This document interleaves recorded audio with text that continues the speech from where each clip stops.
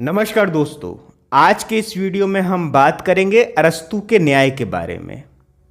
साथियों, अगर आप इस वीडियो तक पहुंच चुके हो तो सच में आप बहुत ही लक्की हो, क्योंकि ये एक ऐसा वीडियो है जिसमें अरस्तू के न्याय से जुड़े हुए आपके जितने भी डाउट हैं, जितनी भी समस्याएं हैं, उन सभी का समाधान आपको इस वीडियो में मिल जाएगा, वो भी कंप्लीट नोट्स और एक्सप्लेनेशन के साथ। तो इसीलिए ये अपने आप में एक कंप्लीट वीडियो है और मैं आपको गारंटी दे सकता हूं कि अगर आप धैर्य के साथ, पेशेंस के साथ इस वीडियो को अंत तक देखते हैं तो आपके लिए ये वीडियो बहुत ही उपयोगी सिद्ध हो सकता है, क्योंकि ये अपने आप में एक कंप्लीट वीडियो है। एंड आप लोग भी जानते हैं कि भले ही वीडियो अपलोड होने में टाइम लगे, चाहे वीडियो का ड्यूरेशन ज़्यादा हो, लेकिन हम कभी भी कंटेंट के साथ कॉम्प्रोमाइज़ नहीं करते। हमारी यही कोशिश होती है कि आपको बेहतर से बेहतर कंटेंट वीडियो में दिया जाए। इसीलिए इस वीडियो को अंत तक देखें और कमेंट सेक्शन में हमें बताएं कि ये वीडियो आपको कैसा लगा।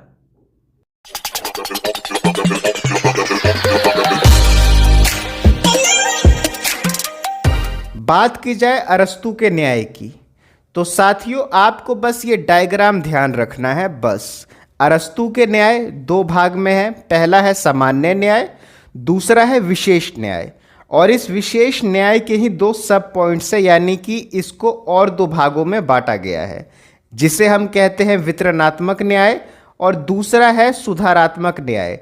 इन सभी के बारे में हम बहुत ही आसान भाषा में इस वीडियो में समझ जाएंगे। बात की जाए अरस्तू के न्याय की, तो यहाँ सबसे पहले हम भूमिका लिख लेते हैं। तो यहाँ आप लिख सकते हैं, अरस्तू ने अपने ग्रंथ पॉलिटिक्स में न्याय संबंधी अपने विचारों का वर्णन किया है। प्लेटो के समान ही अरस्तू ने भी न्याय को राज्य के लिए महत्वपूर्ण माना है, लेकिन दोनों के न्याय के स्वरूप में कुछ भिन्नताएं हैं। अरस्तू के अनुसार संपूर्ण न्याय का उद्देश्य जन कल्याण है। न्याय समस्त गुणों का समूह है। अरस्तू न्याय का स्वरूप स्पष्ट करने के लिए इसे दो भागों में बांटता है। पहला सामान्य न्याय और दूसरा विशेष न्याय, या जिसे हम लोग विशिष्ट न्याय भी कहते हैं। यानी यहाँ तक हमें दो बातें तो समझ में आती हैं कि अरस्तू के न्याय का उद्देश्य जन कल्याण है और दूसरा कि अरस्तू के न्याय में समस्त गुणों का समूह है। यानी कि कौन से गुण और कैसे अरस्तू के न्याय से लोगों का जन कल्याण हो सकता है, पब्लिक वेलफेयर हो सकता है, इसी के बारे में चलिए बात करते हैं। इसके लिए अरस्तू ने दो सिद्धांत दिए हैं, सामान्य न्याय और विशेष न्याय। तो बात की जाए सामान्य न्याय की, तो सबसे पहला सवाल कि आखिर ये सामान्य न्याय है क्या। तो जैसा कि नाम से ही मालूम हो रहा है कि ये कहीं ना कहीं सभी के लिए है। तो चलिए देखते हैं कि आखिर ये सामान्य न्याय है क्या। तो अरस्तू के अनुसार सामान्य न्याय का अर्थ संपूर्ण अच्छाई को स्थापित करना है। इस प्रकार के न्याय में सभी सद्गुणों और साधुता का निवास होता है, अर्थात नैतिक गुणों एवं अच्छाई के सभी कार्यों को ही अरस्तू सामान्य न्याय मानते हैं। सामान्य न्याय में नैतिक गुणों एवं अच्छाई के सभी काम आ जाते हैं। अरस्तू के अनुसार न्याय सद्गुण का व्यवहारिक रूप है। यानी कि अरस्तू का मानना है कि जो ये सामान्य न्याय है उसमें नैतिक गुण और सभी जो अच्छाई के काम है वो आ जाते हैं। दूसरा, अरस्तू ने माना है कि न्याय सद्गुण का व्यवहारिक रूप है। अब ये सद्गुण क्या है? तो कानून का स्वेच्छा से पालन करना ही व्यक्ति को सद्गुणी बनाता है। यानी कि व्यक्ति खुद से बिना कोई जोर जबरदस्ती के अपने आप अपनी इच्छा से कानून का पालन करे, यही न्याय है। तो यानी कि अरस्तू का मानना है कि कानून का स्वेच्छा से पालन करना ही व्यक्ति को सद्गुणी बनाता है और इससे ही समाज में शांति व न्याय स्थापित होता है। यानी कि व्यक्ति अगर अपनी इच्छा से कानून का पालन करे तो यही उस व्यक्ति को सद्गुणी बनाता है, और अगर सभी लोग न्याय का पालन अपनी इच्छा से करें, बिना कोई डर भय के नैतिकता के साथ करें, तो ऑटोमेटिक समाज में शांति व न्याय स्थापित हो जाएगा। समाज में अशांति या अन्याय होता ही कब है? अगर हम लोग ध्यान से समझें तो समाज में अशांति या अन्याय तभी होता है जब हम कानून को तोड़ते हैं, कोई क्राइम करते हैं, या किसी दूसरे का हक उससे हम छीनते हैं, उसके अधिकारों से हम उसे वंचित करते हैं। तभी तो समाज में अन्याय स्थापित होता है। साथ में यहाँ आपको एक चीज़ और याद रखनी है कि यहाँ कानून या लॉ का मतलब सिर्फ वैधानिक कानून नहीं है, बल्कि इसके अंतर्गत सभी प्रकार के कानून शामिल हैं, चाहे वह सामाजिक हो, नैतिक हो, प्राकृतिक हो, यानी कि सभी प्रकार के कानून अरस्तू ने इसमें शामिल किए हैं। यानी कि जो कानून आपको स्वेच्छा से पालन करने हैं, तो सिर्फ वैधानिक कानून नहीं, लीगल लॉ नहीं, बल्कि जितने भी कानून हैं, चाहे वो कानून हमारी प्रकृति ने बनाए हैं, चाहे समाज ने बनाए हैं, चाहे नैतिकता के आधार पर जितने भी कानून हैं, उन सभी का हमें पालन करना चाहिए। नेक्स्ट है विशेष न्याय। तो यहाँ आप लिख सकते हैं अरस्तू का विशेष न्याय सामान्य न्याय का ही दूसरा भाग है। सही बात है। इस डायग्राम में भी हम समझें तो ये अरस्तू के ही न्याय का दूसरा भाग है, दूसरा रूप है। अब आखिर ये है क्या? तो विशेष न्याय से अरस्तू का अर्थ भलाई के विशेष रूपों से है। विशेष न्याय का अर्थ अरस्तू के लिए आनुपातिक समानता से है। यहाँ पे आप ध्यान से देखें तो अरस्तू ने समानता की बात नहीं की है विशेष न्याय में, बल्कि बात की है अनुपातिक समानता की। अब ये होता क्या है अनुपातिक समानता? तो यानी समाज में व्यक्ति का जैसा योगदान है, उसके अनुरूप ही व्यक्ति को दंड या पुरस्कार मिलना चाहिए। यानी कि जिस रेशो में, जिस अनुपात में आपने सोसाइटी के लिए कंट्रीब्यूट किया है, उसी अनुपात में, उसी रेशो में आपको सोसाइटी की तरफ से, राज्य की तरफ से रिटर्न भी मिलना चाहिए, स्टेट की तरफ से रिटर्न भी मिलना चाहिए। तो इसी को इन्होंने आनुपातिक समानता कहा है। यानी कि यहाँ पे सभी के लिए समानता नहीं है, सभी के लिए इक्वलिटी नहीं है, बल्कि जिस अनुपात में आप राज्य के लिए कंट्रीब्यूट कर रहे हैं, स्टेट के लिए कंट्रीब्यूट कर रहे हैं, उसी अनुपात में व्यक्ति को दंड या पुरस्कार मिलना चाहिए। विशेष न्याय को अच्छी तरह से समझने के लिए अरस्तू ने इसे पुनः दो उपभागों में बांटा है। कौन से हैं वो दो उपभाग? तो चलिए हमारे डायग्राम में देख लेते हैं। तो पहला है वितरणात्मक न्याय और दूसरा है सुधारात्मक न्याय। बात की जाए वितरणात्मक न्याय की, तो यहाँ पे नाम से ही मालूम हो रहा है कि कुछ वितरण करने की बात हो रही है, कुछ डिस्ट्रीब्यूट करने की बात हो रही है।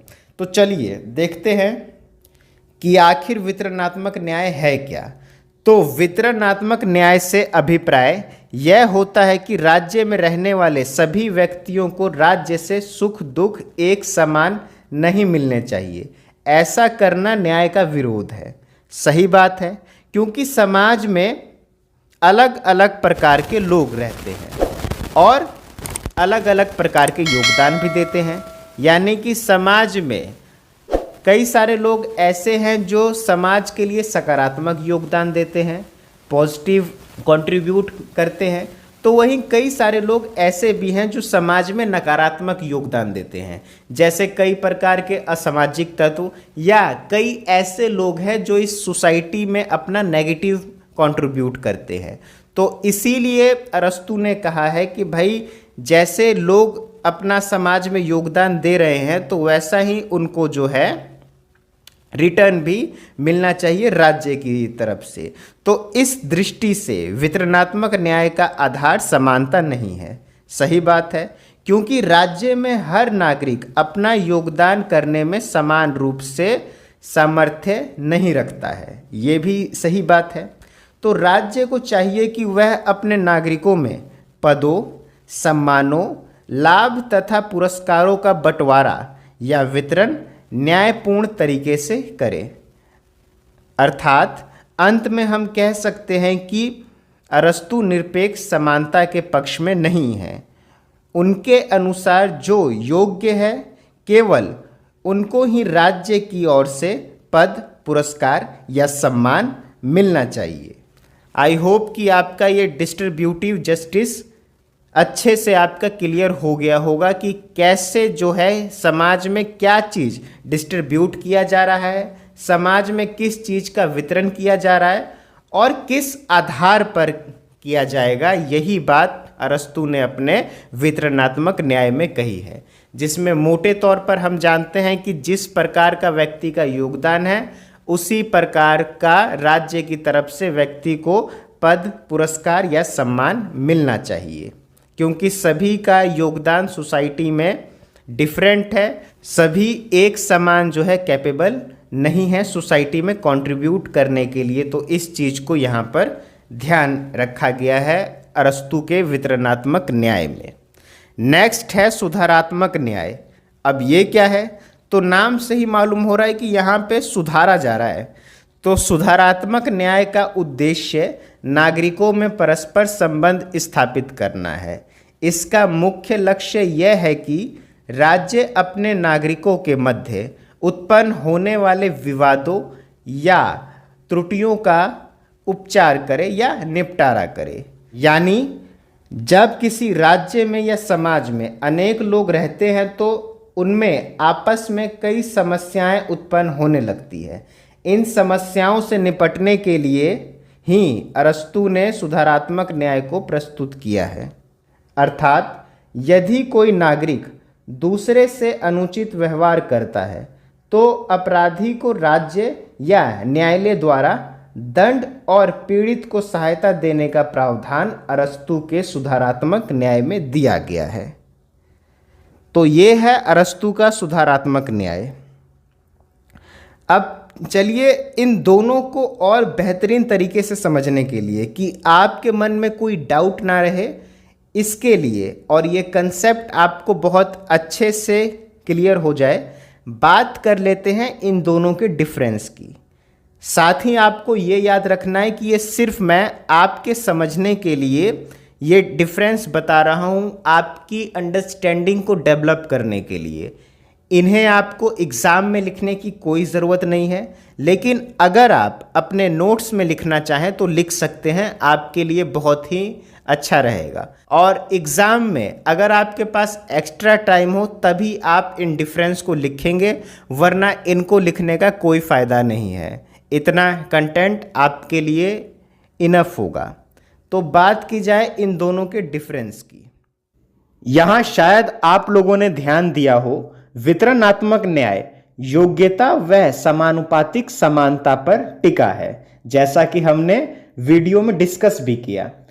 दूसरी ओर सुधारात्मक न्याय निरपेक्ष समानता पर आधारित है, यानी यह राज्य योग्यता के आधार पर लोगों से या राज्य के नागरिकों से भेदभाव करता है। मीन्स यहाँ पे भेदभाव का आधार क्या है?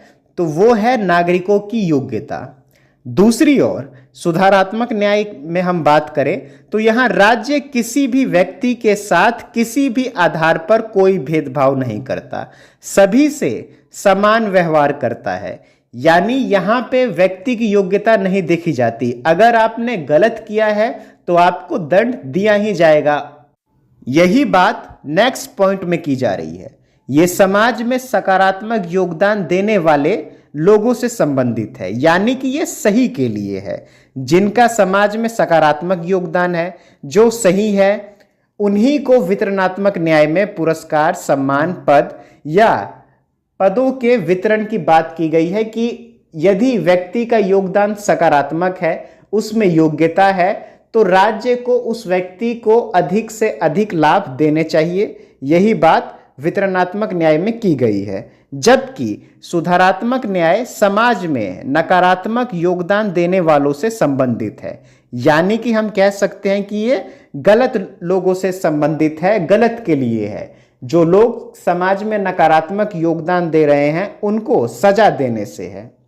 तो अगर हम लोग अंत में इसका एक कंक्लूजन निकालें, इसका एक निष्कर्ष निकालें, तो हम क्या समझते हैं कि जो वितरणात्मक न्याय है ये समाज केंद्रित है, यानी व्यक्ति का समाज से संबंध स्थापित करता है। वितरणात्मक न्याय व्यक्ति और समाज की बात करता है। दूसरी ओर जो ये सुधारात्मक न्याय है ये व्यक्ति केंद्रित है, यानी सुधारात्मक न्याय व्यक्ति प्लस व्यक्ति की बात करता है, यानी व्यक्ति का दूसरे व्यक्ति के साथ कैसा संबंध होगा, इसमें न्यायालय की भूमिका आ जाती है। यहां न्याय में आपकी योग्यता नहीं देखी जाएगी, बल्कि सजा या पुरस्कार में सभी के लिए समानता होगी। तो सुधारात्मक न्याय में व्यक्ति के जीवन, संपत्ति, अधिकार, सम्मान और स्वतंत्रता की रक्षा शामिल है, और जो लोग गलत हैं उनको सजा देने का प्रावधान सुधारात्मक न्याय में है। आई होप कि अब आपको इन दोनों को लेके आपके मन में 1% का भी डाउट नहीं रहा होगा। अगर मैं सही हूं तो मुझे कमेंट सेक्शन में आप जरूर बताएं। साथ ही साथ ये वीडियो आपको कैसा लगा मुझे कमेंट सेक्शन में जरूर बताएं। और यहाँ एक चीज़ और कि यहाँ पे ये सारे नाम हैं ये मैं आपके सामने रख रहा हूँ ताकि आपको समझ में आ जाए कि आप ये कमेंट ना करें कि सर आपने यूनिवर्सल जस्टिस के बारे में तो बताया नहीं, सर आपने संशोधनात्मक न्याय के बारे में तो बताया नहीं। तो इसीलिए ये सब इनके नाम है और इनसे कोई फर्क नहीं पड़ता, ये सिर्फ आपकी नॉलेज के लिए है। साथ ही साथ आपका क्या है कि इनमें से आपको ये नाम याद रखने की जरूरत नहीं है, आप कोई भी नाम एग्जाम में लिख सकते हैं जो आपको आसानी से याद हो सके बस। साथ ही साथ यहाँ पे मैंने कंप्लीट वीडियो का वादा किया था, तो मैं आपको एक चीज़ और बताना चाहूँगा जो कि आपके लिए इम्पोर्टेंट नहीं है, लेकिन मैंने कंप्लीट वीडियो की गारंटी दी थी इसीलिए मैं आपको बता रहा हूँ। सुधारात्मक न्याय के 2 सब पॉइंट्स और हो जाते हैं, यानी कि सुधारात्मक न्याय को और 2 भागों में बांटा गया है, ऐच्छिक और अनैच्छिक। तो चलिए बात की जाए कि आखिर ये क्या होते हैं और इनमें फर्क क्या है। तो यहाँ पहला तो नाम से ही मालूम हो रहा है कि ये क्या होता है, ये स्वैच्छिक होता है, यानी इसमें जो है व्यक्ति की खुद की इच्छा शामिल होती है। इसमें 2 लोगों की मर्जी होती है, यानी कि जितने भी कॉन्ट्रैक्ट है, एग्रीमेंट, समझौता, सहमति से ये संबंधित है। यानी कि अगर 2 लोगों के बीच में कोई एग्रीमेंट हुआ है, कोई समझौता हुआ है और उनमें से एक व्यक्ति उस एग्रीमेंट को तोड़ता है या जो समझौता हुआ है उसको नहीं मान रहा है, ऐसी परिस्थिति में राज्य हस्तक्षेप करेगा और वहां न्याय स्थापित करेगा। और वो कैसे हो सकता है, तो कॉन्ट्रैक्ट तोड़ने वाले को सजा देकर और पीड़ित को सहायता प्रदान करके। दूसरी ओर चोरी, डकैती, हत्या, अपहरण जैसे मामलों को अनैच्छिक न्याय में रखा गया है, क्योंकि इसमें आपकी इच्छा नहीं थी, आपके साथ ये अपराध बिना आपकी मर्जी के जबरन या फोर्सफुली किया गया है। तो हम इसमें कह सकते हैं कि अगर किसी निर्दोष व्यक्ति को या राज्य के नागरिक को पीड़ा या कष्ट पहुंचाया जाता है, उसे परेशान किया जाता है, तो ऐसी स्थिति से निपटने के लिए अरस्तू ने अनैच्छिक न्याय का प्रावधान किया है। तो बस यही है अरस्तू का सुधारात्मक न्याय, जिसके 2 पार्ट हैं, ऐच्छिक और अनैच्छिक। तो आज का वीडियो बस इतना ही रखते हैं, मिलते हैं एक नए वीडियो में नए टॉपिक के साथ। बहुत बहुत धन्यवाद आप सभी का।